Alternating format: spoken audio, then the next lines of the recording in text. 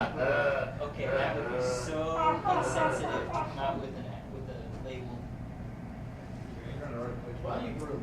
That was like, You know, a the little Orthodox guy bread. for homicide. It's a little. It's kosher. Do you know all Starbucks coffee is kosher? What? All Starbucks coffee is kosher. Yeah. There's no pork in it. Not at all. No, but you know what? Is it Krispy Kreme on every one has a frame. It's certified from Southern Hebrew Society Yep. as being kosher. And in order to stay kosher, you have to have a rabbi come in every month.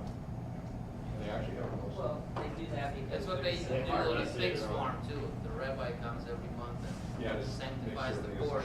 Yeah, this is kosher pork. Somebody's already recording. It'll be the outtake. Okay, welcome to Biblical Hebrew. And here's the fun part. We are starting a new derived stem, which is PL. Oh boy. And we have one more to go. PL verbs, week type. Next class, and that's it. There's no more chapters up here. So next class time will be the last chapter. This is lecture 26. So what is PL? The PL stem is the second of the derived verbs. First one is what? Default, okay, which has what kind of basic meaning? Reflexive or passive of call, okay. The PL occurs about 6,473 times in the Hebrew Bible in all of its forms. That means in verbal form, infinitives, participles, and so on and so forth. Okay. What else should we know about PL? How do we recognize PL in the sentences? Well, the first thing that we would probably see is a vocal Shabbat under all imperfect and participle preformatives and prefixes. That is the first distinguishing sign. Vocal Shabbat under preformatives and prefixes. Second sign would be patha under the first root consonant of every conjugation except the perfect. That would be a second point of our diagnostic PL within the sentence. The third one would be dagesh forte in the second root consonant of every form. So, and if it's of every form, then it's probably easier to distinguish PL from PL verbs. The meaning of the PL. There are 4 or 5 basic meanings that PL demonstrates throughout the text. First of them is the intensive meaning. The PL stem is used to express the intensive type of action with an active voice. So if nifal was a passive verb, PL is an active verb. In fact, it's amplifying the action, meaning it intense. For example, if we see call verb shavar, which means he broke, the PL form of that would be shiber, which would mean he smashed or he shattered. Basically intensified action as opposed to he just dropped the jar and it broke. He actually smashed it against the floor. Okay? So that's one of the meanings, intensive. Second meaning is factative. The factative use of PL makes an intransitive call verb transitive. Let's see, if we have call verb kadash, to be holy. In the PL form, kidash, it would actually mean to sanctify. See, so the whole thing is changing. It's not to be holy, but to sanctify, to almost make that into an action as opposed to just to be verb. See how it's working? You almost have to learn a different vocabulary. You need to know intransitive, transitive. Well, intransitive is a call form. Transitive will be PL. So let's say if the verb was abad, to perish, then in PL, ibad would mean to destroy. Can you use it in a sentence? Can't Are- perish something. Be holy. Are Oh. all calls are intransitive is what you're saying? Those that are intransitive. Right, only Okay. some, a subset of calls, Yeah. there's intransitives. Yeah. They will actually become transitive in PL. That's the whole reason for that form to be created, is to take different meanings or different aspects. Third one is denominative. Verbs that are derived from the nouns or adjectives, they're often reflected in the BL stem, not in the CAL stem.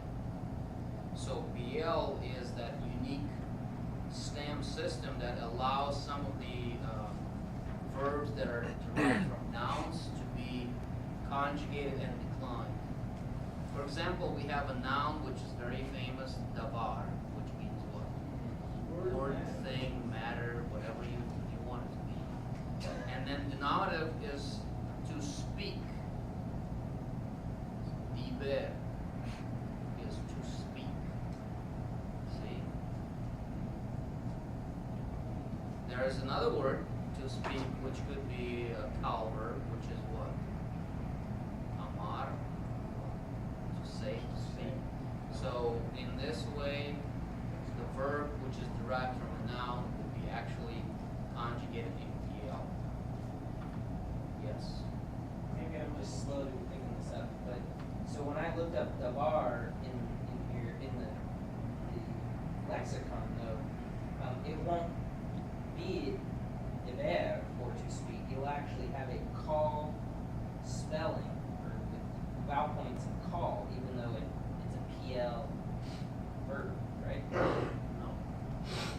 That's Lexicon is only for cal, stem, third person masculine, singular, or feminine, depending. right. They have davar here, but it says PL to speak.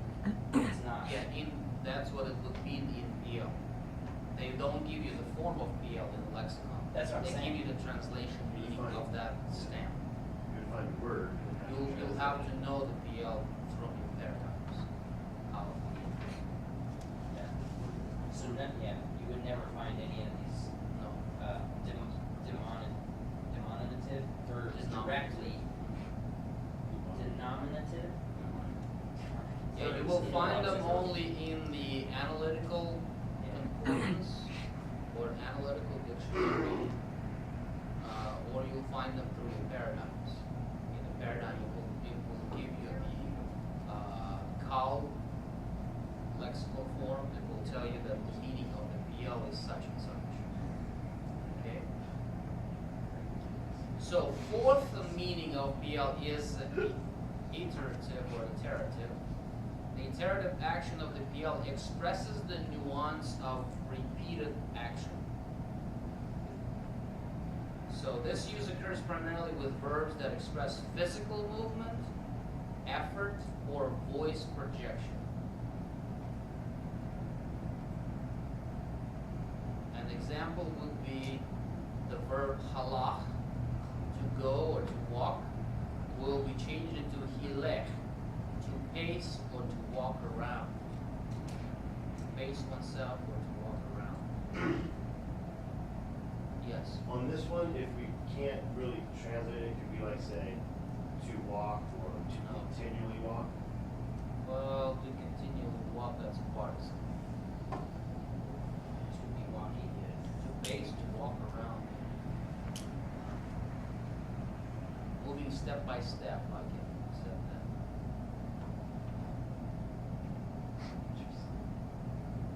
Okay, so what is PL imperfect for? The vocalization or vowel pattern will actually be the determining or distinguishing point for PL from the CAL stem. The form is kitel. That Duggish forte is misplaced. It's supposed to be within the tet. It's kind of pointing to the left of it. it's kitel. So hirek tsere is the vowel pattern for PL perfect form. PL imperfect. In the PL imperfect, the distinguishing features include first, vocal shaba under the preformative, pathach under the first root consonant, and dagesh forward in the second root consonant. And this is how the imperfect form would look like. Yekatel. See the vocal shaba on the first preformative. Yekatel. Pathach under the first root consonant, which is what? Call. And then what else? Dagesh forte, which is also displaced here. It has to be in the middle of top of text. Okay, next one down is PL imperative. As in Kal, all four forms of the PL imperative are derivable from their corresponding imperfect forms by simply removing the imperfect preformatives. So the imperative will be katel. What would be the imperfect form of katel? What would be the preformative there? Yeah, we just looked at it in the previous example, right? It would be yekatel. Okay. PL imperative, this is the full paradigm given to us. If in Kal it will be tekatel, in PL will be katel for second masculine singular. For second feminine singular, it's tekateli. Second masculine plural, it's tekatelo, elu. Second feminine plural, tekatelna in Kal. So in PL will be katel, kateli, katelu, katelna. We just drop the first tau, and there you go. And the translation will be you slaughter. Katal means what?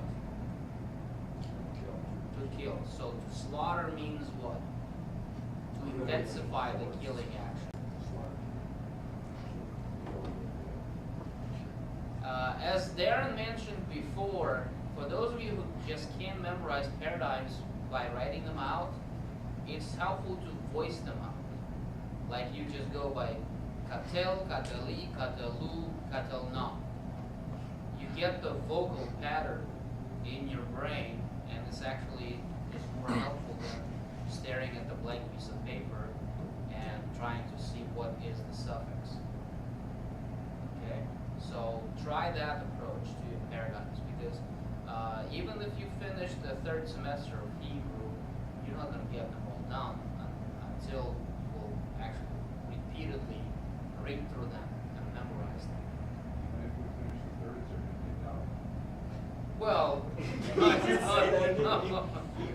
well, I want to know now. I mean, that's a serious question. I meant it will be challenging. He was looking at me when he What said. did you mean? Whoa, Teacher? okay, I didn't see that. I don't know. I'm not talking about a teacher. I'm talking about memorizing paradigms. It's challenging. I don't know them all. It's either way we finish. Even if. PL infinitive construct.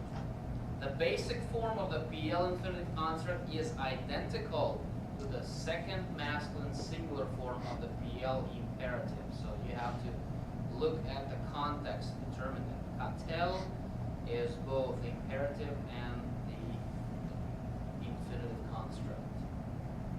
So the context alone will be your guide. PL infinitive absolute. The PL infinitive absolute possesses an E-class stem vowel, which means it's either segol or sere, instead of an O-class, which is what? Whole vowel.